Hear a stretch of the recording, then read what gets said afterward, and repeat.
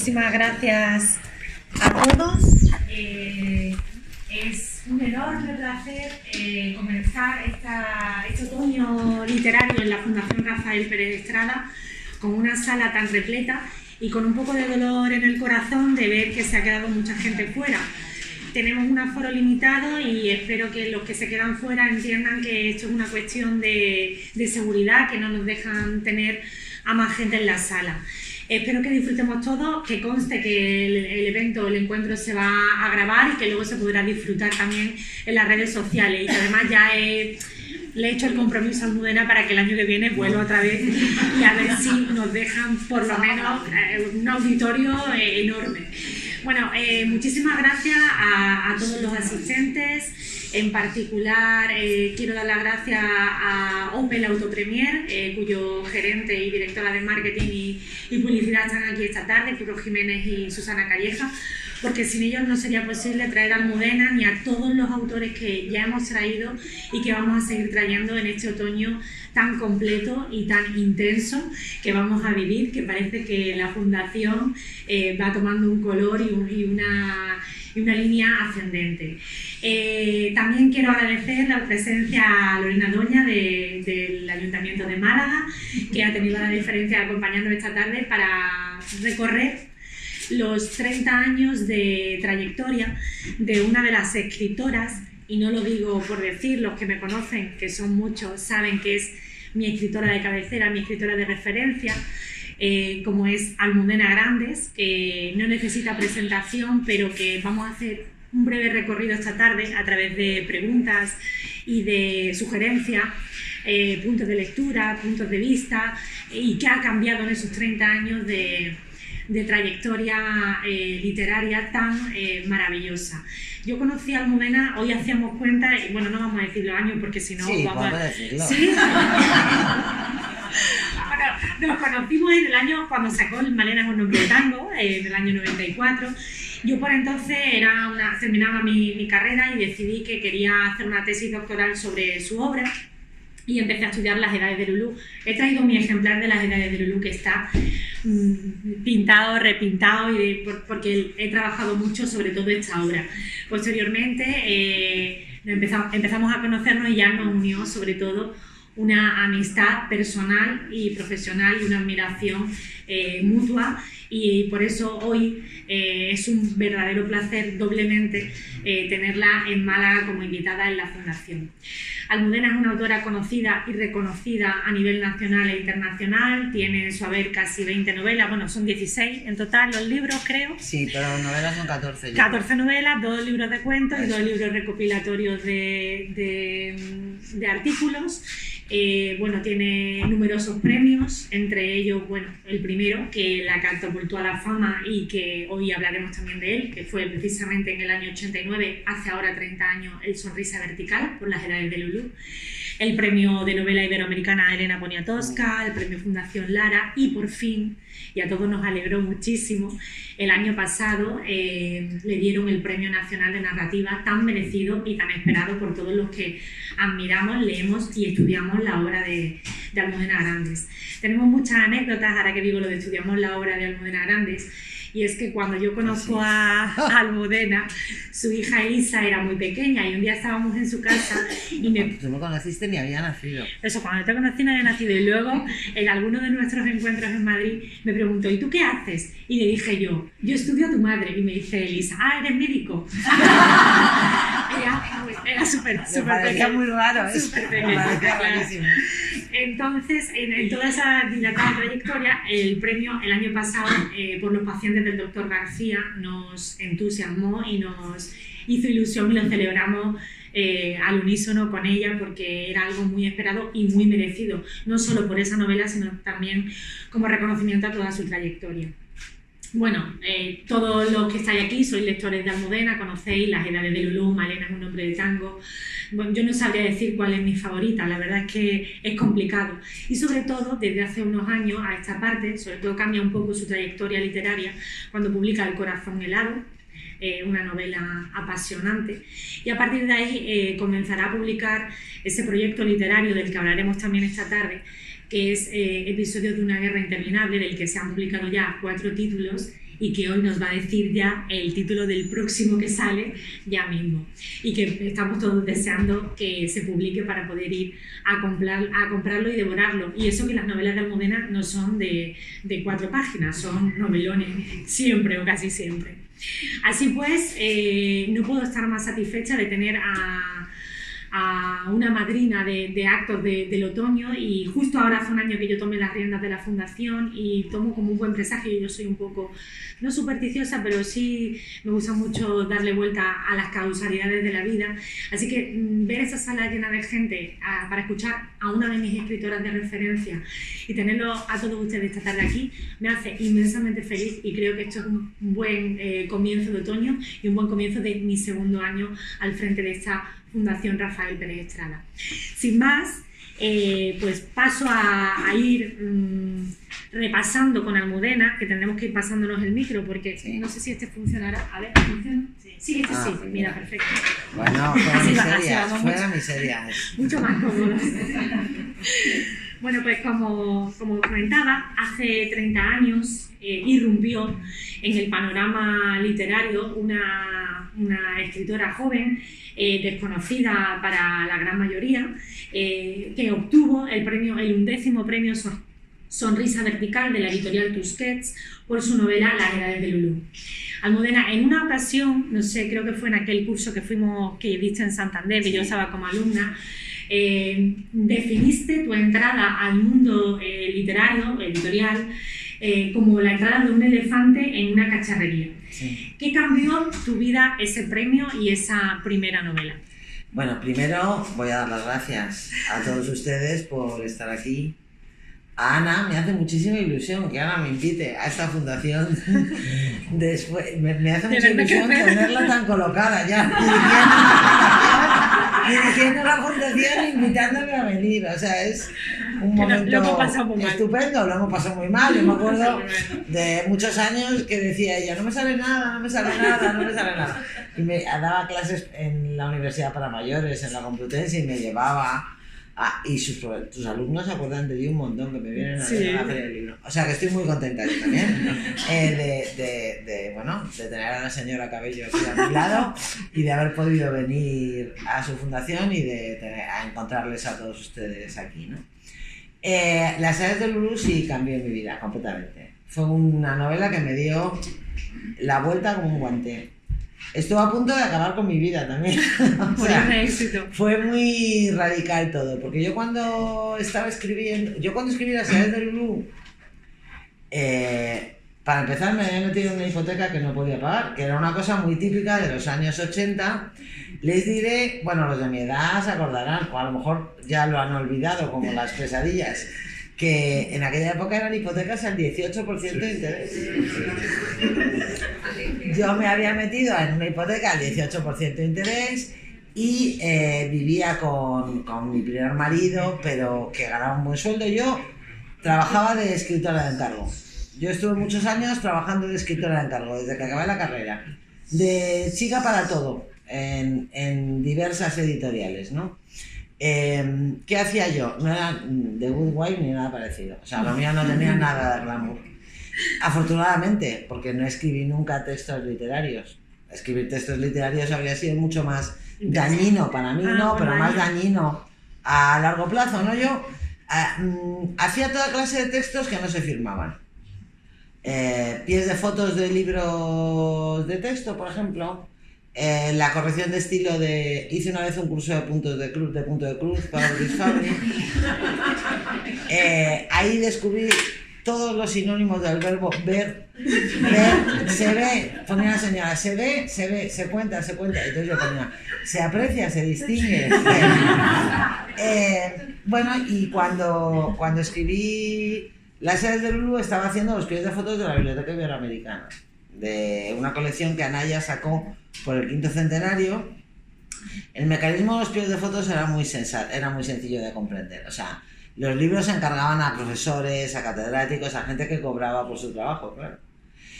Y los pies de fotos tenían que ser muy didácticos, era mucho texto. Cuando lo sumabas, era mucho texto. Entonces, en vez de pagarle a los autores del libro al precio que ellos cobraban, el texto suplementario, pues buscaban a alguien que cobraba mucho menos y que les hacía los pedidos de fotos. Bueno, pues a eso me dedicaba yo. Y escribí aquella novela, bueno, con la libertad que da también la primera novela, ¿no? Porque cuando escribes una primera novela, los editores no existen, los lectores no existen, esta sala no existe, ustedes no existen, los críticos no existen. O sea, estás tú en tu casa escribiendo unos folios que de entrada ni siquiera sabes si van a ser un libro, porque son solo unos folios, ¿no? Y bueno, lo mandé a La Sonrisa Vertical, lo he contado muchas veces. Yo creí que no había sido finalista, porque yo me había hecho a mí misma unos cálculos de que como la novela, el premio se entregaba no sé si era el 18 de enero, no, se publicaba en marzo. Pero no me acuerdo del día del acto, fíjate. Me acuerdo perfectamente del día que me llegó la carta. Yo pensé, pues si esto es en enero, a finales de enero, en Navidad ya tienen que saber quiénes son los finalistas. Y un día, el 11 de enero de 1989, que no lo olvidaré jamás, llegué a casa de trabajar y en el buzón había una carta de Tusquets diciéndome que era finalista, ¿no? Y hasta ese momento yo decía que solo quería ser finalista. Porque a mí me dio un premio, aunque fuera de literatura erótica, un jurado espectacular. Brutal. O sea, estaban Juan Marsé y Juan García Hortelano en aquel jurado, ¿no? Entonces yo decía, a mí con que me lean estos dos me vale. Claro, luego ya, cuando sabía que era finalista, ya quería ganar, ya no quería ser finalista, ¿no? Y bueno, y gané el premio, ¿no? Y entonces aquello fue como si me metieran en una Turmix, poco más o menos. Yo llegué a la editorial y me dijeron, tienes una llamada, una entrevista de radio, no sé qué, y dije yo, ¿qué? Bueno, y fue una novela que tuvo mucha suerte, ¿no? Una novela muy afortunada. A los 15 días vendimos los derechos en alemán. Yo no sabía en esa frase qué significaba derechos, qué significaba alemán. O sea, me parecía todo como de ciencia ficción. Una novela que tuvo muchísimo éxito. De ventas. Sigue vendiéndose mucho. Sí, de estima de los lectores, porque este fue un libro que no solamente tuvo un éxito de ventas. Hay libros que son superventas, pero los lectores no les tienen en gran estimación. Pero mi novela fue una novela bendecida en ese sentido, ¿no? Yo creo que Las edades del Lulu tuvo este éxito no tanto por ser una novela erótica, porque en el 89 una novela erótica no era una noticia. Y una novela erótica escrita por una mujer no era una noticia tampoco, porque había habido muchas. Yo creo que fue una novela que tuvo la suerte de ser adoptada por una generación de españoles. O sea, una generación de españoles, hombres y mujeres aproximadamente de mi edad, que se reconocieron en lo que pasaba en esa novela, ¿no? Y mira que pasaban cosas raras, pero reconocieron la atmósfera, reconocieron un concepto, una forma de vivir la vida, de entender las cosas, ¿no? Para mí el éxito de Las edades de Lulu está basado en un factor muy generacional, porque claro, yo lo he explicado muchas veces, Las edades de Lulu, aunque es una novela erótica, ya es una novela política, porque para los españoles de mi generación, que habíamos crecido en un país donde la Iglesia y el Estado eran la misma cosa, donde los pecados eran delitos y eran más graves por ser pecados que por ser delitos. O sea, ibas a la cárcel más derecho por el camino del pecado que por el camino del delito, ¿no? Esta cosa que es difícil de entender ahora, para nosotros era primordial encontrar una forma de estar en el mundo que se distanciara lo más posible de la vida de nuestros padres, ¿no? Y entonces yo creo que el lema de mi generación, y por eso con mi generación pasó lo que pasó, y por eso luego con el SIDA cayó la gente como moscas y pasó todo lo que pasó, pero el lema era, vamos a vivir el exceso sin sentirnos culpables después. Y eso es Las edades del Lulu, una forma de vivir el exceso sin sentirse culpable después. Y yo creo que eso hizo que muchos españoles se identificaran con esa historia y esa historia tuviera tanto éxito. ¿Por qué se vende ahora? Eso ya no lo entiendo. O sea, el éxito de la novela ahora ya se me escapa, porque toda esta lectura, que además con los años la he perfeccionado, la he pulido, la he desarrollado y me queda muy bien, cuando firmo ejemplares de Las edades de Lulu para gente de 25 años, de 18 años, de 30 años, digo, estos no tienen ni puñetera idea de lo que era el Estado Nacional Católico, ni de nada. Bueno, pues es la suerte de la novela, que parece que le cuenta cosas distintas A cada lector. a cada lector. Luego hubo una cosa que me emocionó mucho, y es que de repente el año que se puso de moda Las sombras de Grey, venían un montón de chicas jóvenes a comprar las aves de Lulu, pero un montón. O sea, la novela tuvo como un pico de... Y en la Feria del Libro de Madrid yo no notaba, o sea, pero venían muchas. Y entonces empecé a preguntar, ay, pero esta novela es muy antigua, no se dice, no sé, me la he leído porque me estaba leyendo Grey y me ha dicho mi madre, léete las aves deja eso y léete las aves de Lulu. Entonces me hizo mucha gracia, porque claro, era un fenómeno como de transversal, de que las lectoras de mi edad pasaban el testigo, se lo recomendaban a sus hijas, ¿no? Entonces, bueno, por eso cambió mi vida completamente. Yo dejé de trabajar en los pies de fotos, empecé a ser escritora de verdad. O sea, yo siempre tendré una deuda inmensa con las aves de Lulu, que es que me regaló la vida que yo quería vivir. Es una novela que me regaló la vida que yo quería vivir. Y muchas veces me preguntan, ¿ahora le gustaría no haber escrito las aves de Lulu? Digo, no, porque al revés. Sí, realmente yo estoy en deuda, tengo una deuda enorme con ese libro. Porque me hizo escritora, porque me permitió dejar de escribir por encargo, porque me regaló la vida que yo quería vivir. Es que no lo puedo decir de otra manera. Y porque es una gran novela. Sí, y a mí es una novela que me sigue gustando. Sí, me parece que es la mejor novela que pude escribir a los 28 años, ¿no? Bueno, con todos sus defectos, que los tiene, para ser una novela primeriza, o sea, creo que está bien, pero ¿Y bueno. traducida a cuántos idiomas? A más de 30, algunos ejemplares. Sí, está traducida al coreano, traducida al chino, traducida al lituano. Bueno, al lituano tengo varias, porque tengo un editor lituano muy fan. Muy fan. Bueno, esa fue la primera novela que llegaste a terminar y que publicaste, ganaste el premio. Pero, ¿cómo fueron tus inicios? ¿Cuándo comenzaste a escribir? ¿Cuándo sentiste esa necesidad de contar y de plasmar tu mirada del mundo a través de la escritura? Yo en realidad creo que siempre he querido escribir. Bueno, si soy honesta, cuando era muy pequeña quería ser enfermera, porque es lo que queríamos ser las niñas de mi generación. Queríamos ser enfermeras o azafatas. Era la moda. Que no está mal, teniendo en cuenta lo que quieren ser ahora. Que quieren ser influencers, o quieren ser modelos, o quieren ser... Nosotras teníamos... El glamour para nosotras era un glamour laboral, profesional. Pero yo en realidad quería escribir desde muy pequeña, porque a mí lo que más me gusta en este mundo es leer.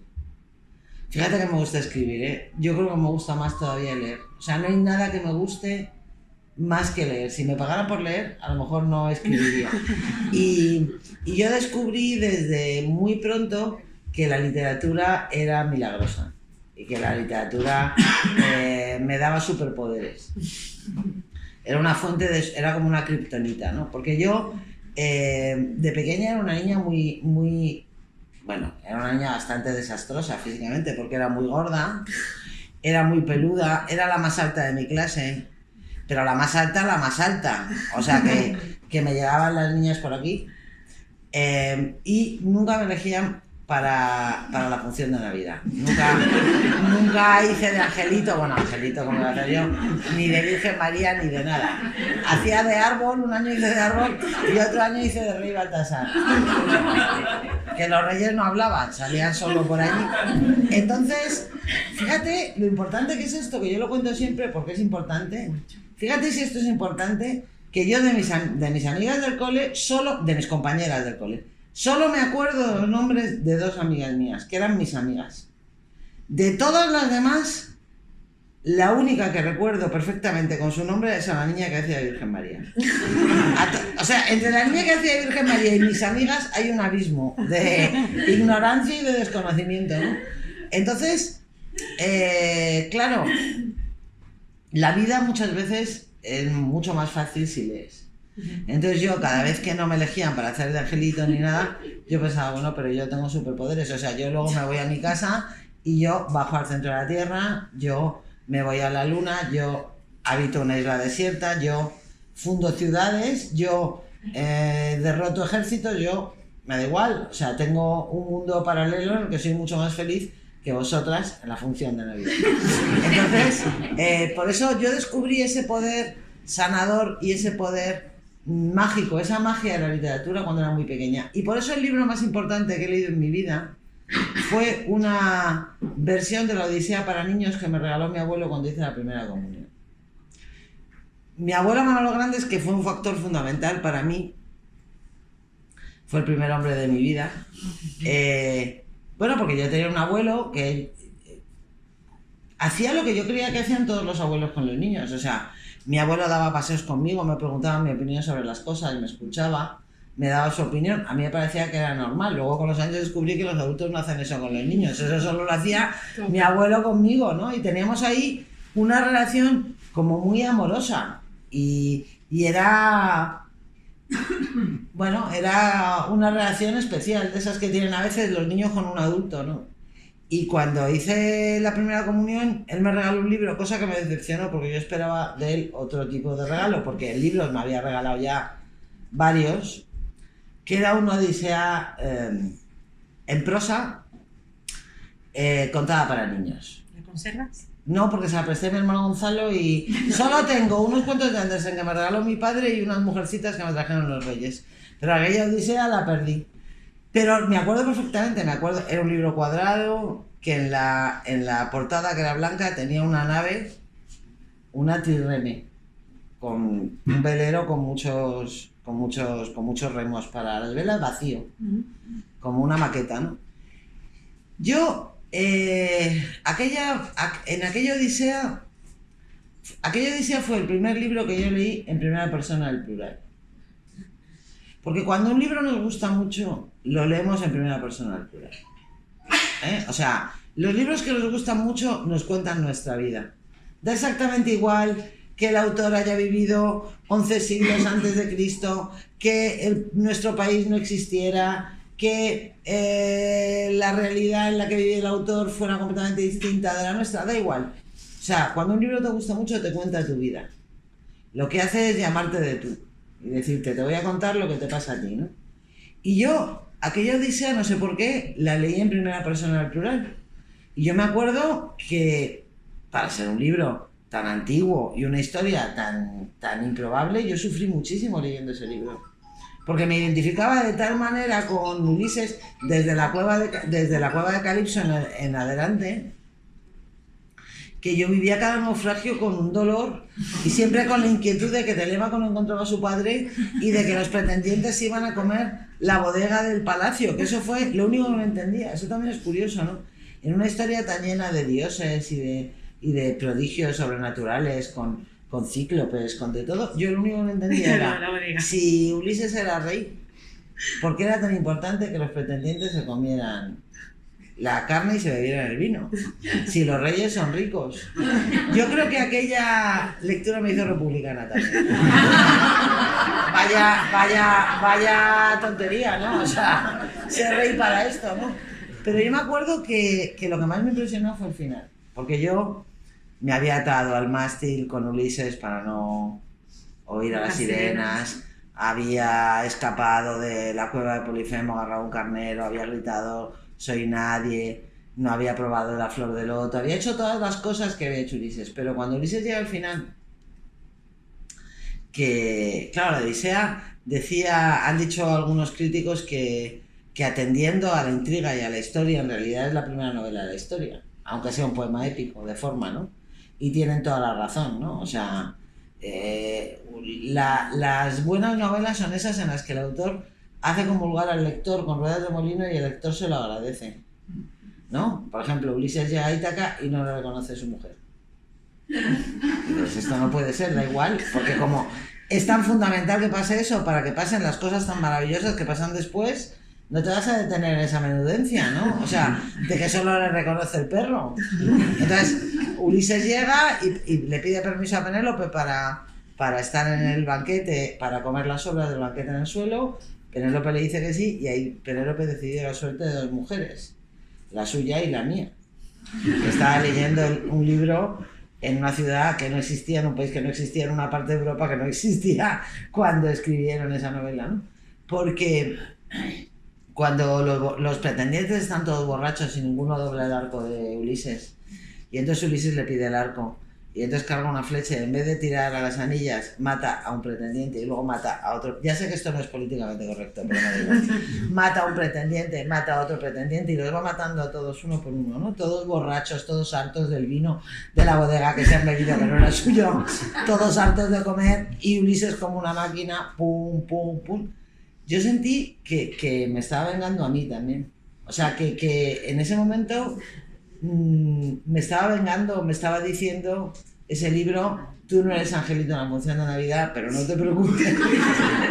Pero no te preocupes porque esta también es tu venganza, ¿eh? O sea, todas las veces que había estado sola, todas las veces que me habían tratado injustamente, todas las veces que yo me había sentido arbitrariamente marginada de algo, ahí llegó Ulises con las flechas y lo fue arreglando, ¿no? Y esa emoción que sentí yo fue tan grande que lloré muchísimo, es que me acuerdo de eso, al final del libro, y sentí una emoción tan grande que yo creo que decidí que iba a ser escritora después de leer ese final. Y luego he reflexionado mucho sobre Ulises, y he reflexionado mucho sobre la Odisea, y he pensado que mi abuelo era mucho más sabio de lo que parecía, y me parecía muy, muy sabio. Porque realmente, aparte de ser la primera novela de la historia, es que Ulises es el héroe más moderno de la literatura clásica. O sea, ¿por qué escribió Joyce Ulises y no escribió Aquiles? ¿Ulises qué es? Ulises es un hombre que está solo, está desarmado y quiere volver a su casa.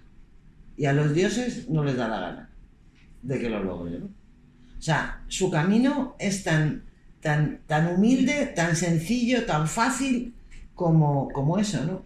Y contra ese hombre solo que está desarmado y quiere volver a casa, se alían todos los dioses del Olimpo menos una, se levantan los océanos, se hunden las cimas, se juntan las montañas.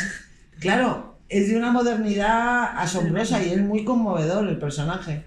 Entonces, a mí me gustaba tanto leer y mi amor por ese libro fue tan público que cuando tenía 8 o 9 años empecé a escribir cuentos y no he parado de escribir desde entonces.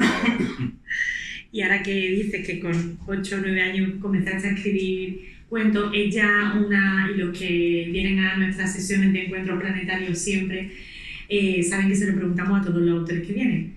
¿Tú eres una escritora de mapas o de brújula? Es decir, ¿tú lo estructuras todo o te pones a escribir así, sin ton ni son? Yo soy una escritora de cuadernos. O sea, de mapas se me queda pequeño. Mapa es corto para lo que hago yo. Yo empecé siendo una escritora de brújula, y entonces me equivocaba muchísimo. ¿Qué es lo que pasa con las brújulas, no? O sea, yo empezaba mis primeras novelas, yo tenía el principio, y con el principio y una idea vaga de a dónde quería llegar al final, me ponía a escribir y las novelas se iban a donde les daba la gana a ellas. Ejemplo, Las edades de Lulú, que acabó siendo una novela que no tenía nada que ver con la idea que yo tenía al principio. Y cambié de sistema por una razón biográfica, que eso también me gusta contarlo porque, bueno, los escritores tenemos vida privada, somos gente corriente, ¿no? En el año 97 yo tuve una hija que iba a ser el último de mis hijos y estaba acabando Atlas de Geografía Humana y Elisa era buenísima, de bebé fue un bebé buenísimo, solo comía y dormía, me dio tiempo a acabar la novela y cuando acabé Atlas de Geografía Humana tuve una crisis profunda porque me di cuenta que en realidad yo todo lo que había escrito hasta entonces era el mismo libro. Eran versiones distintas del mismo libro. Hasta Atlas de Geografía Humana yo solamente había... ¡Ay, qué susto! Había escrito sobre mi generación, sobre mi ciudad, sobre la época en la que yo había vivido, sobre las mujeres, como yo y sus crisis de identidad y sus conflictos de identidad, ¿no? Y dije, bueno, ¿y si ahora no tengo nada más que contar? Eso que yo llamo ahora las chicas de la movida. A mis 4 primeras novelas lo llamo eso, las chicas de la movida, porque es lo que son chicas de la movida y un chico de la movida, pero bueno, son de la movida. Y bueno, tuve una crisis que coincidió cuando mi hija tenía meses, luego un año, tal. Yo había quedado con Luisa en que ella nació en febrero, le íbamos a llevar a la guardería con 2 años y medio. Y de repente cuando le faltaban como 8 meses para tener esa edad, por fin salí del hoyo y se me ocurrió la idea de los aires difíciles. Pero claro, tenía un dilema personal, o sea, ¿qué hacer? ¿Llevar a mi hija 8 meses antes a la guardería? Me parecía muy injusto y además no iba a tener más hijos, yo quería estar con ella, habíamos decidido que la íbamos a llevar a los 2 años y medio, chimpachán. Y dije, pues no, eso no lo puedo hacer. Entonces se me ocurrió coger un cuaderno y empezar a tomar notas cuando iba con la niña al parque, cuando iba con la niña por la calle. Tenía siempre el cuaderno. Entonces todo lo que se me ocurría sobre la novela que iba a escribir, lo iba escribiendo en el cuaderno. Y entonces descubrí que ese era un sistema mucho mejor de escribir novelas que el que yo tenía antes, porque las crisis que se pasan en el cuaderno no duelen y no paralizan. Las crisis que se pasan en la novela, cuando llevas 300 folios y estás en un callejón sin salida, eso es letal. Cuando llevas 14 folios del cuaderno y no sabes por dónde tirar, no pasa nada, porque estás en el cuaderno, ¿no? Entonces cambié de sistema y yo he podido escribir libros como El Corazón, he podido desarrollar un proyecto como Los Episodios gracias a este sistema. Y ahora no voy a ninguna parte sin... Ahora, bueno, de hecho, en mis 2 últimas novelas he tenido 2 cuadernos, porque con uno no he tenido bastante. O sea, que voy ampliando y es mi sistema de escribir. Sí, o sea, que soy de mapa es poco. O sea... Cuaderno planificado. Sí, bueno, soy tremenda. O sea, yo hasta que no tengo una estructura completa de la novela, hasta que no tengo una lista de capítulos con todo lo que va a pasar en cada capítulo, no empiezo a escribir. Y eso tampoco sirve de mucho, porque claro, la estructura, lo que tengo en el cuaderno, el argumento y la estructura es el qué. El qué lo tengo resuelto. ¿Qué voy a contar? Pero el cómo, la escritura es el cómo. Y en ese sentido, cuando empiezo a escribir, pues escribir siempre es una aventura, ¿no? Que no sabes a dónde te va a llevar. Y con respecto a tu relación con el mundo editorial, ya hemos comentado que comenzaste con las edades de Lulú en la editorial Tusquets, que era quien organizaba el premio Sonrisa Vertical, y 30 años después sigues en la editorial Tusquets, que a propósito este año cumple 50 años. Sí. ¿Cómo es posible en un panorama editorial que se parece bastante al de la Liga de Fútbol y los escritores van y vienen a las grandes editoriales, cómo es posible que tú lleves 30 años siendo fiel a la misma editorial? ¿Cuál es tu relación con los editores de Tusquets? Porque soy como Coque, que es el capitán de mi equipo. Yo soy de Atleti, el capitán de mi equipo lleva 17 años en el mismo equipo. Y yo soy así. Bueno, yo empecé a publicar en Tusquets porque gané el premio de Tusquets. Y me fue muy bien. Me fue muy bien porque la novela, claro, la novela tuvo mucho éxito. Entonces, pues me fue muy bien. Yo estaba contenta con la editorial estaba contenta conmigo. Mi segunda novela, que funcionó peor, pero yo pensé, bueno, pues si es normal después de un éxito tan grande y tal. Y a partir de Malena me pasó una cosa estupenda, que es que, aparte de gustarme la editorial y de llevarme bien con Tony López La Madrid, que era el dueño de la editorial tenía un dueño hombre y una dueña mujer, yo me llevaba mejor con el dueño hombre. Es que el editor que trabajó el texto conmigo es el actual director editorial de la editorial, Juan Cerezo Molina. Entonces, claro, hemos ido creciendo a la vez Juan Cerezo y yo. Y ahora él, que es todopoderoso, pues claro, era mi editor y me sigue editando los libros, él. Porque ya tenemos como esa manía que nos editamos, o sea, que me editan los libros. Es que a mí me gusta Tusquets. A mí siempre me ha ido bien y me gusta Tusquets y además... Pero te han ofrecido irte a otras. ¿Sí? Y me han ofrecido muchos premios, pero no, porque... A ver, yo creo que la lealtad es una carretera de doble sentido. Entonces, lo que no puede ser es que un autor sea leal a una editorial si una editorial no es leal con ese autor. Pero cuando se da lealtad en las dos direcciones, pues eso funciona. Yo, por ejemplo, no tengo agente, porque soy un autor antiguo de Tusquets. Lo cual es muy Me extraño. llevo un 10% más de mis ventas en España, o un 12 o un 15 de lo que se llevan mis colegas. Porque mi editorial era una editorial hecha a la antigua, que hacía de agente en el extranjero de sus autores, ¿no? Y sobre todo a mí, para mí ahora ya, es que yo soy tan amiga de mi jefa de prensa y tan amiga de mi editor, que yo tengo una relación ya familiar Sí, que no es... con la editorial. Entonces, no sé qué ganaría yo. No sé qué ganaría yo yéndome de Tusquets. No sé qué ganaría. Nunca he visto clara la ganancia y nunca me ha apetecido. Entonces, como no me ha apetecido y no he visto clara la ganancia, no me he ido. Arturo Pérez Reverte y yo somos los perros verdes de la literatura española, porque somos los únicos que nunca hemos cambiado de editorial. Es verdad. Esa Alfaguara, ¿no? Sí, todos los demás han cambiado de editorial, muchas veces. Sí. Bueno, se nos va acabando el tiempo, os lo digo, porque si queréis que firme algunos ejemplares, el espacio cierra sobre las 8, tenemos poco tiempo, pero voy a hacer una última pregunta para que podáis por lo menos ver a Almudena, dejar de que os firme alguna cosita, se nos ha pasado el tiempo volando. Yo quería preguntarte, a propósito de tu gran proyecto literario como es Episodios de una guerra interminable, que recoge el testigo, ¿no? de esos episodios nacionales de Galdós, que sé que eres una muy buena lectora y una fan número 1 de Benito Pérez Galdós. Por la última novela, Los pacientes del doctor García, ha recibido el Premio Nacional de Literatura, de Narrativa. Me gustaría saber qué significa en tu trayectoria este proyecto y qué ha significado en tu trayectoria de estos 30 años ese Premio Nacional de Narrativa.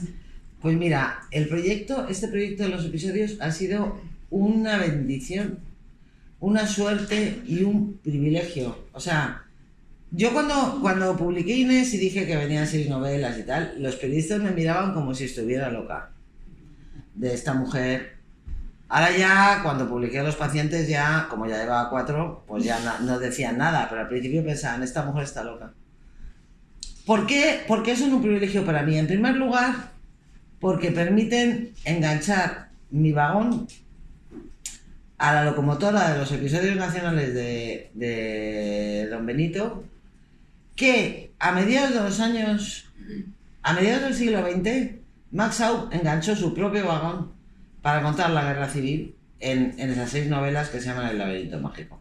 O sea, Don Benito cuenta el siglo XIX, luego Max Aub cuenta la guerra civil, y en el siglo XXI yo me engancho a esa tradición para contar 25 años de la dictadura. O sea, solo por eso ya yo tendría que estar, no sé, bueno, solo por eso ya estoy exultante y pienso que esto es un privilegio descomunal.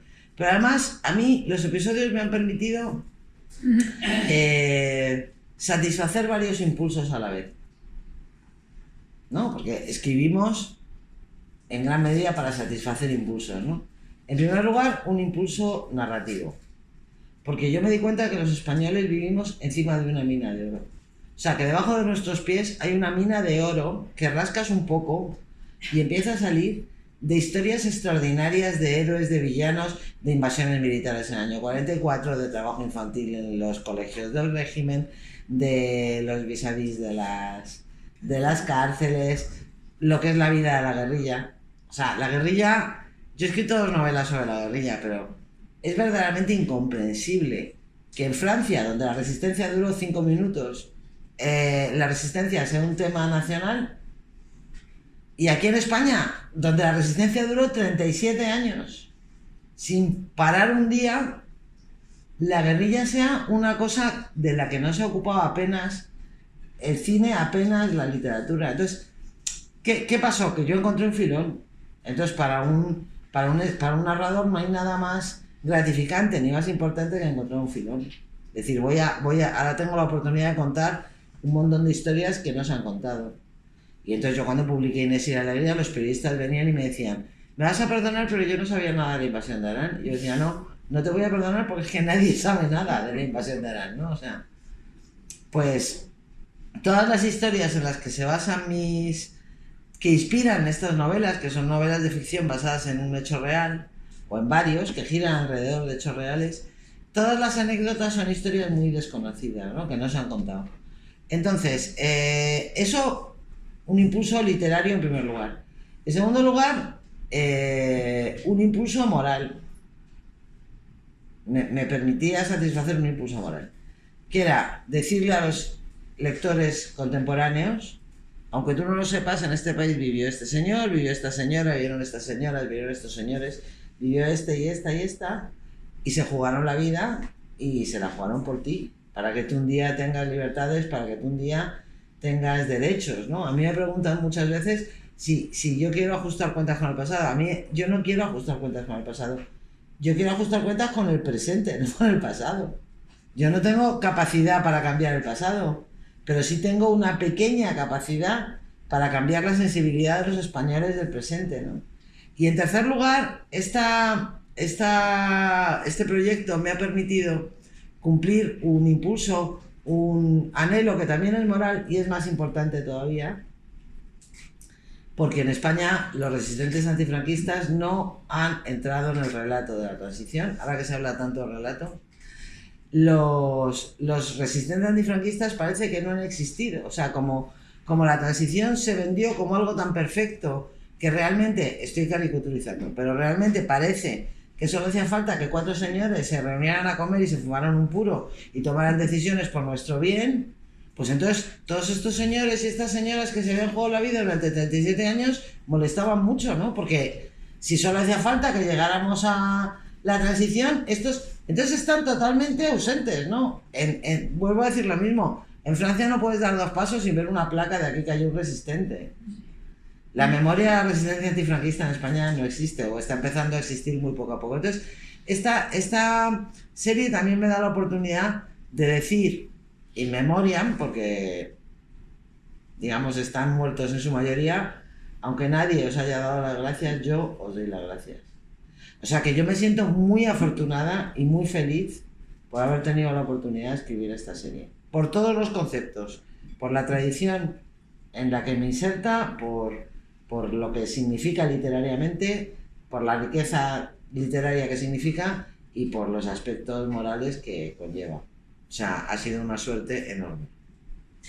Y bueno, pues ya para finalizar y a colación de lo que estás contando, recuerdo que Ana María Matute, nuestra querida Ana María, decía que ella era muy supersticiosa. Me decía, tú no, si tú eres andaluza. Uy, yo soy súper supersticiosa. Y no, ella no contaba nada, absolutamente nada de la novela hasta que salía publicada, porque decía que era muy supersticiosa, aunque no fuera andaluza, el tópico, ¿no? Pero tú sí nos puedes dar algún avance, por lo menos, de el título o algo de lo que vaya a salir en esta novela que nos espera en la 5ª entrega de los episodios de Una guerra interminable en febrero. El 5º episodio, que sale en febrero, se titula La madre de Frankenstein. Tiene un subtítulo, como todas, y el subtítulo es Agonía y muerte, de Aurora Rodríguez Carballeira, en el apogeo de la España nacional católica, Manicomio de Cienpozuelos, Madrid, 1954-1956. Es muy triste la novela, ¿eh? No es por llevaros la contraria, pero es la novela más triste de la serie, ¿no? Y bueno, yo lo que voy a hacer es contar los años 50 desde el margen del margen, desde un manicomio de mujeres, donde primero son mujeres y además son enfermas mentales, ¿no? Y la protagonista, en la historia real que desencadena la novela, Aurora Rodríguez Carballeira, que su nombre no le dirá nada a nadie, pero fue una mujer muy singular que mató a tiros a su hija Hildegard en el año 33. Hildegard, sí. A su hija Hildegard Rodríguez, que era una niña superdotada, era una mujer extraordinariamente inteligente que estaba extraordinariamente loca y siempre, no se sabe por qué, yo no sé por qué, triunfó la leyenda de que esta mujer se había escapado. Al final de la novela, de la película de Fernán Gómez, de la obra de Arrabal, del libro de Guzmán, siempre es Aurora se escapó, Aurora se escapó. Aurora se murió en el manicomio de mujeres de Cienpozuelos, donde estuvo siempre recluida, en el 56, y la novela cuenta la historia de un psiquiatra español que logra escapar de España en el 39, es el hermano de Rita, para los que hayan leído Los pacientes y Manolita, que vuelve a España a principios del 54. Y es contar lo que era la vida en los años 50 desde la mirada de un marciano. O sea, de alguien que se ha ido y que no reconoce el país, ¿no? Bueno, pues se nos ha hecho muy corto. Quería agradecer de nuevo vuestra asistencia, la paciencia y todo lo demás, y recordaros que vamos a tener otros 3 encuentros más en los que vienen Felipe Benítez Reyes, que estará en el marco del Festival Irreconciliable de Poesía, está aquí Ángelo, uno de sus promotores, vendrá Luz Navas y vendrá José María Peridis. Para que no pase lo de las invitaciones de la gente que no ha podido, podéis entrar en la página web de la Fundación y pedir que os suscribamos al boletín de novedades y recibiréis la información en el mismo momento en el que la publiquemos. Intentaremos ver si podemos hacer el acto en los próximos actos en otros auditorios un poco más grandes, sobre todo porque nos da mucha pena. De todas maneras, y para los que no han podido venir, que lo sepan, cuando vean el vídeo, intentaremos que Almudena, que estoy segura que ha disfrutado tanto como nosotros, pues venga una vez que empiece la promoción de cuando os toque, porque luego las promociones ya sabes cómo no. Bueno, nos apuntamos en la lista para que lo tengáis en cuenta. Muchísimas gracias a todos y un placer contar con vosotros. Muchas gracias.